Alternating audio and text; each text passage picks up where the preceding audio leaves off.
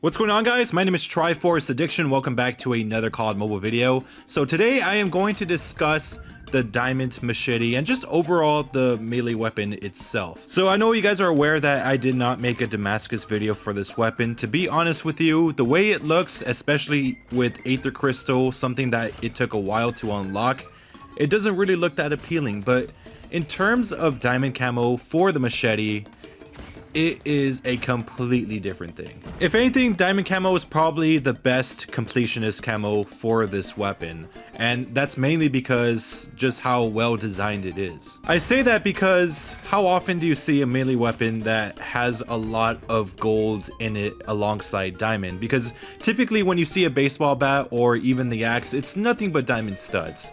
But you know, I think the last time that we ever had some sort of gold covered on some melee weapon is probably the shovel, and that was literally a few seasons ago. I mean, even the sickle that we got recently for season 3 or season 4, I think, wasn't really that great. So it's nice to have something that looks a little bit more well designed and just not, you know, just a bunch of little studs pasted together all over without any sort of gold markings anywhere.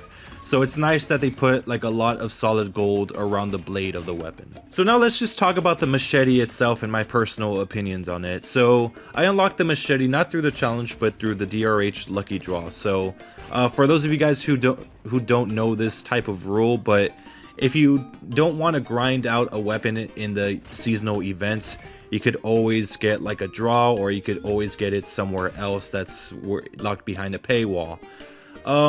For the machete, I don't really think you have to do much. From what I know, the challenges are pretty simple, like get a few bloodthirsty medals and get some kills with some knives or some SMGs or something like that. It's nothing crazy where you have to go to Battle Royale and do some sort of impossible challenge. So luckily for me, there was a machete skin for the DRH draw, which gave me instant access to the weapon. So once you've locked it, you pretty much have to grind it out as usual with every melee weapon. The challenges don't seem to change at all. You're still gonna have to do the same amount of backstabs or, you know, crouch kills with this weapon. So nothing really changes in terms of challenges. But what I do want to discuss is how the weapon functions itself.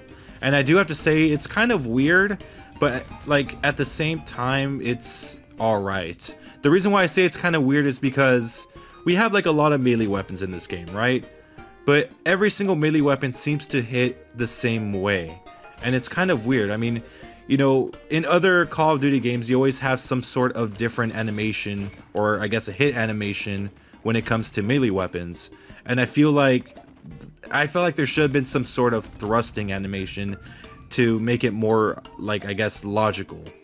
But like it's kind of like you're hitting someone with a sickle, or you know, if you're hitting someone with like an ice pick or something like that. It's more or less the same thing. In terms of its overall performance, like, you know, range and, you know, I guess reachability, it's pretty average at best. I mean, it's nothing impossible to use like the sickle from like season 4, but I did hear that they buffed the sickle, so I think the range is increased on that one.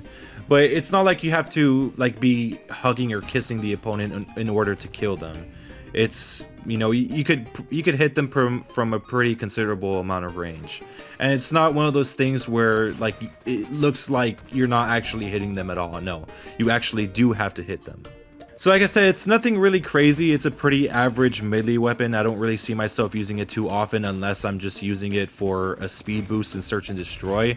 But it's nice to get this out of the way finally, because I know this thing was released last week, but I didn't really get a chance to grind Damascus and Diamond on it, since, you know, the Aether grind has been keeping me busy there. So yeah, now I finally had the chance to do it, so I just wasted no time and just decided to finish it off. In terms of the appearance when it comes to the completionist camos, like I said, I felt like they could have done a little bit better in terms of coverage, because right now Diamond is like the best completionist camo skin, and that's mainly because you know, it makes the gun solid gold with diamond studs on it. So any area that wouldn't be covered with a normal completionist camo would be covered with gold. So that's what makes it good. It's very reflective, looks very shiny, looks very nice.